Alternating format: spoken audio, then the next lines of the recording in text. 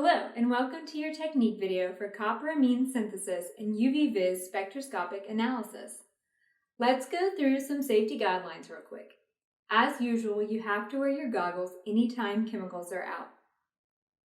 We are working with concentrated ammonia, which is a base with a pungent odor, so it must stay in the fume hood. Everyone in the room will know if you bring any back to your bench, so don't take it out of the hood. If you spill anything on your skin, make sure to flush it thoroughly with water. At the end of the lab, you can pour all the solutions down the sink to clean up. As always, it is a good idea to wash your hands at the end of the lab. Okay, so now we're ready to get started. You'll be synthesizing a complex ion called copper amine. Your first step will be to weigh up some copper sulfate pentahydrate accurately using the balance. Refer back to the earlier video on using a balance if you don't remember how. We recommend using some weighing paper because it will help you transfer the copper sulfate pentahydrate to the volumetric flask.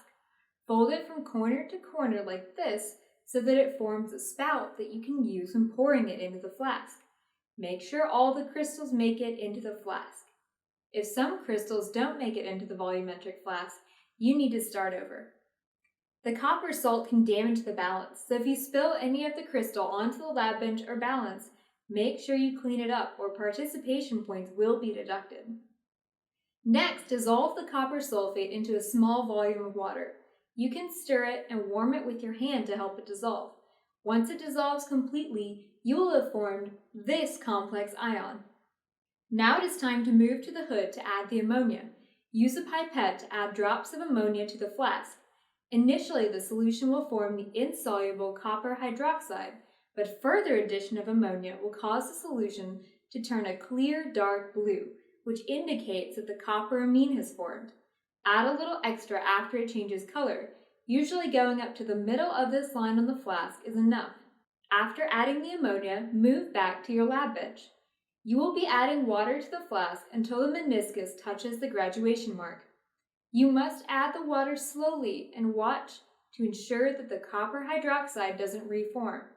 If at any time the solution starts to become cloudy, return to the hood and add 5 more drops of ammonia before adding any more water. If you accidentally fill it past the meniscus, you will have to start over. With the meniscus of the solution at the mark, cover with the cap or parafilm if no caps are available, and invert several times to ensure the solution is thoroughly mixed. Once it is finished, pour your solution into a clean, dry beaker and get ready to perform your dilutions now that your stock solution is ready. Unlike the dilution you performed in an earlier lab, where you simply took different volumes from a stock solution, a serial dilution is performed by taking a small volume of the stock solution and making your first dilution. Then, instead of drawing from the stock solution for the second dilution, you will use a small volume from the first dilution. This creates a series of solutions that decrease in concentration. We won't go through the dilution technique again in this video, but if you are still unsure about it, you can reference the technique video from the physical properties lab. Okay, so now you've made your dilutions and it's time to analyze your samples using the spectrophotometer. This is located down the hall in Chem 360. We first use the spectrophotometer in the chromatography lab, but in that lab we are considering the purity of the sample. In this lab, we will assume that the sample is pure, because we prepared it with the expectation that no side reactions occurred. Thus, the way that we use the spectrophotometer is a little different. We will set the spectrophotometer to a fixed wavelength and measure the absorbance at that wavelength. We are selecting the wavelength for you, 560 nanometers. This wavelength was selected because the sample absorbs light at this wavelength. Your TA will help you to set up the spectrophotometer, but you should be prepared to record both the concentration and the absorbance of each of your samples.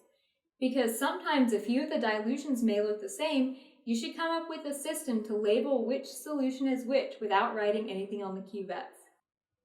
Because we are shooting the light into one side of the cuvette and out through another, you really only need to ensure that the cuvette is clear and clean on the 2 sides that the light goes through. Okay, that's all I have to say for this lab, and I'll see you next week.